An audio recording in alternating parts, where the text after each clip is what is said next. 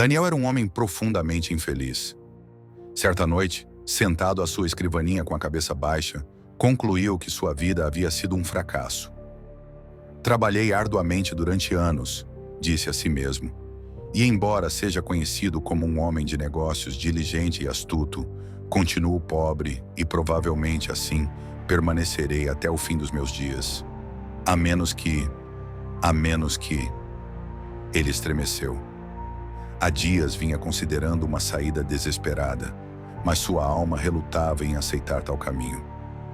Mas preciso fazer algo, argumentou. Meus 9 filhos estão crescendo e merecem oportunidades que meus recursos limitados não podem oferecer. Minha vida sempre foi correta e honesta, mas a pobreza finalmente quebrou meu espírito. Desisto da luta. Estou pronto para vender minha alma ao diabo. Uma decisão sábia, disse uma voz ao seu lado. Daniel levantou os olhos e viu um estranho de rosto severo, vestido de preto e exalando um forte cheiro de enxofre. Estou entendendo que você está disposto a fazer um pacto com o diabo? Perguntou o estranho. Sim, respondeu Daniel firmemente. Então estou pronto para negociar com você, disse o estranho. Você é o diabo? Indagou Daniel, examinando-o com atenção.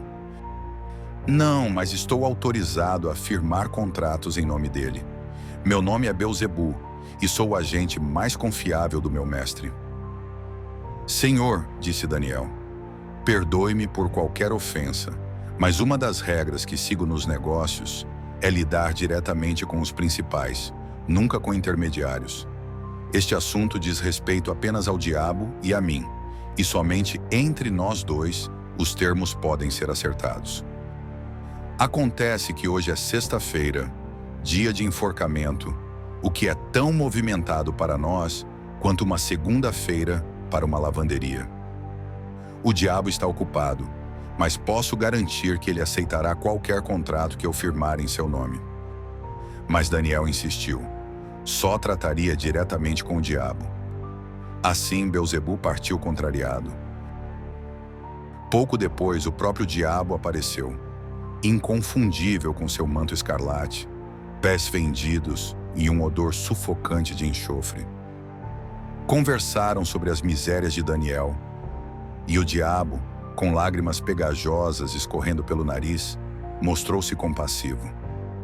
O que você precisa é de dinheiro, disse o diabo. Isso lhe trará conforto e contentamento. Sim, respondeu Daniel. Me dará todas as oportunidades para fazer o bem. Fazer o bem, repetiu o diabo, rindo estrondosamente. Sim, teremos muitos bons momentos juntos, amigo Daniel. Daniel, no entanto, não achou graça. O contrato foi redigido por Daniel, que insistiu em incluir uma cláusula. Se o diabo falhasse em cumprir qualquer de suas exigências durante os 24 anos de vigência, o contrato seria anulado e 1001 almas seriam libertadas do inferno. O diabo, relutante, assinou. Nos primeiros anos, Daniel prosperou, mas continuou levando uma vida modesta e virtuosa, o que frustrava o diabo. Daniel, disse o diabo, você não está aproveitando tudo o que poderia. Por que não desfruta dos prazeres da vida? Já tive minha cota de aventuras na juventude. Agora sou um homem de negócios. Desesperado, o diabo tentou tentá-lo com vinho, teatro e mulheres, mas Daniel permaneceu firme. Certo dia, Daniel expressou um novo desejo. Quero ser conhecido por algo grandioso. Você deve construir uma igreja para mim, a maior e mais bela da cidade, com assentos gratuitos e fundos garantidos para sua manutenção eterna.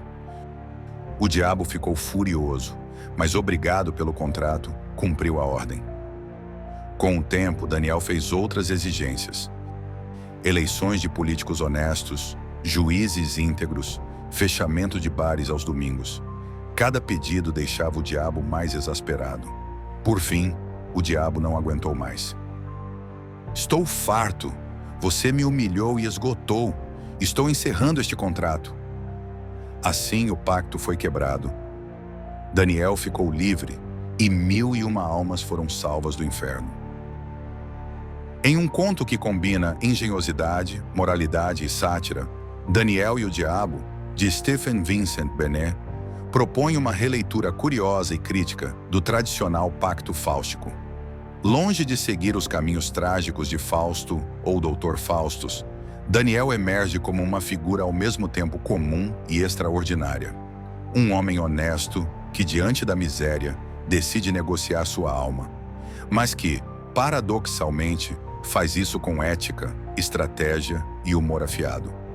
Desde o início do conto, Daniel é apresentado como alguém que carrega o peso de uma vida de trabalho árduo e recompensas escassas. O tom do narrador, às vezes cômico, às vezes melancólico, já indica que essa história não seguirá os caminhos tradicionais da danação ou do desespero absoluto.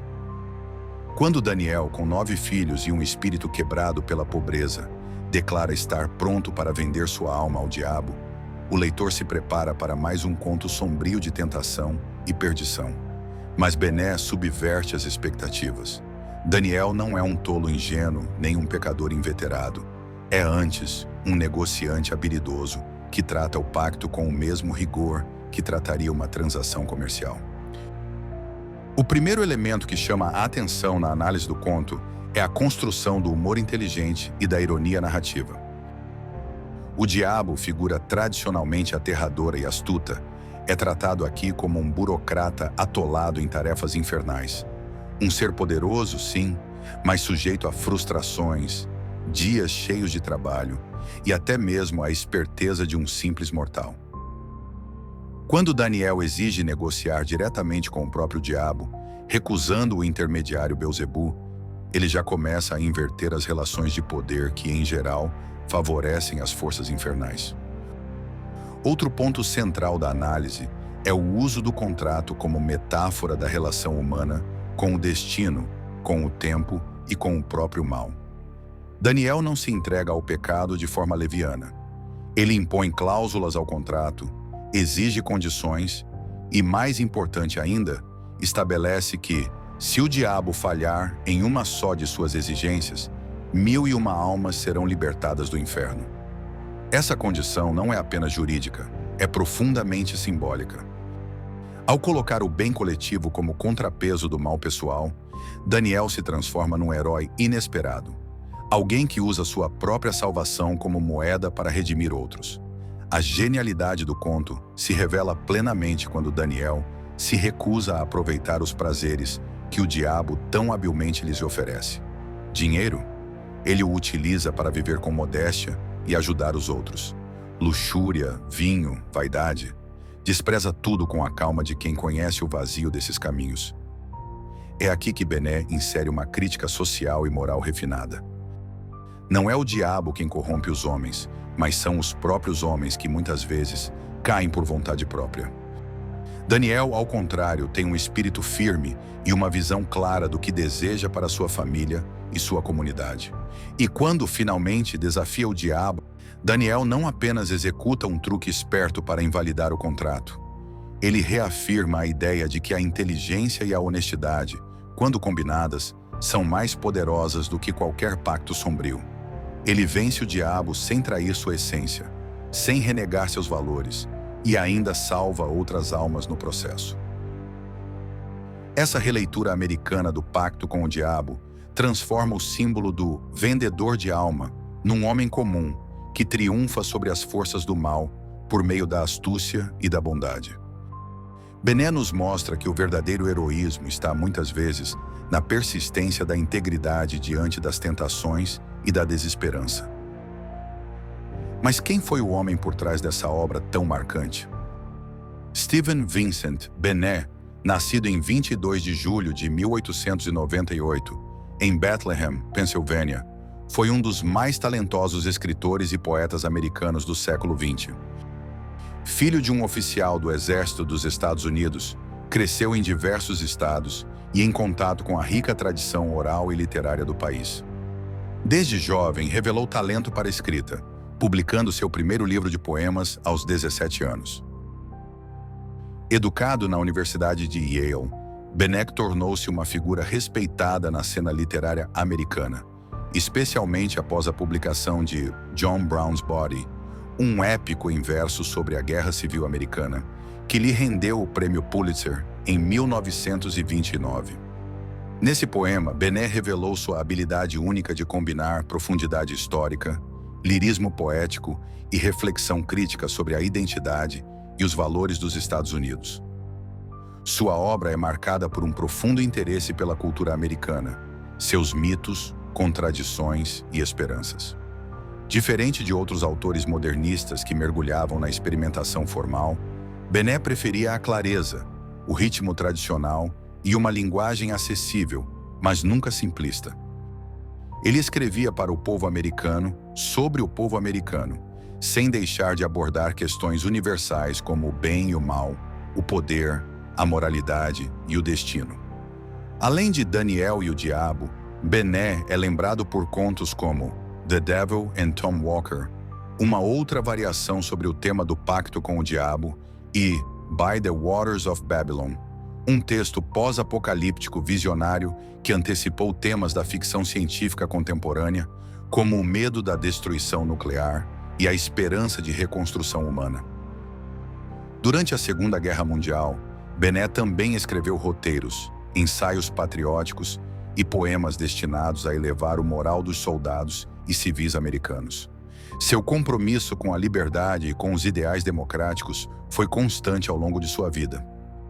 Morreu prematuramente, aos 44 anos, em 13 de março de 1943, vítima de um ataque cardíaco. Apesar de sua curta vida, deixou um legado impressionante, com obras que ainda hoje encantam leitores por sua combinação de erudição, empatia e imaginação. Stephen Vincent Bené foi, em última instância, um contador de histórias. Mas não apenas isso. Foi um humanista, um visionário e um artista profundamente comprometido com os dilemas e sonhos da condição humana. Em Daniel e o Diabo, ele nos presenteia com uma parábola moderna, acessível e profunda, na qual o bem não é fruto da santidade inatingível, mas da persistência moral mesmo nos dias mais sombrios. E é isso que torna essa narrativa inesquecível. O canal Audiobook Ilustrado só ilustra obras de domínio público ou com a autorização do autor ou do detentor da propriedade intelectual. Esta versão é uma adaptação e tradução livre realizada pelo próprio canal. Deixe seu like, se inscreva no canal e compartilhe com todos que amam literatura e histórias incríveis. Nos vemos no próximo vídeo.